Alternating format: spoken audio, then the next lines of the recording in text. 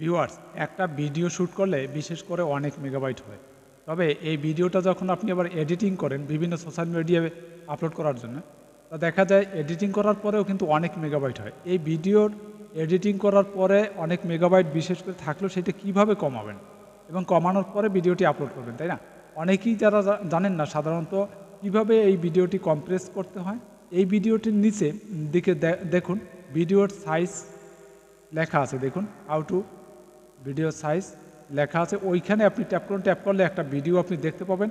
ওই ভিডিওটা আপনি দেখলে বুঝতে পারবেন যে কোন সফটওয়্যার, মোবাইল জগতের সবথেকে একটা গুরুত্বপূর্ণ সফটওয়্যার, এই সফটওয়্যার দিয়ে আপনি ভিডিওর সাইজ কমাতে পারবেন, এর কোয়ালিটি ঠিক থাকবে এবং এর কোটেক ব্যবহার সঠিক থাকবে এবং ফ্রেম রেট সঠিক থাকবে এবং কোয়ালিটিপূর্ণভাবেই আপনি এটাকে সাইজ কমাতে পারবেন এবং সম্পূর্ণভাবেই আমি সেটা দেখাইছি।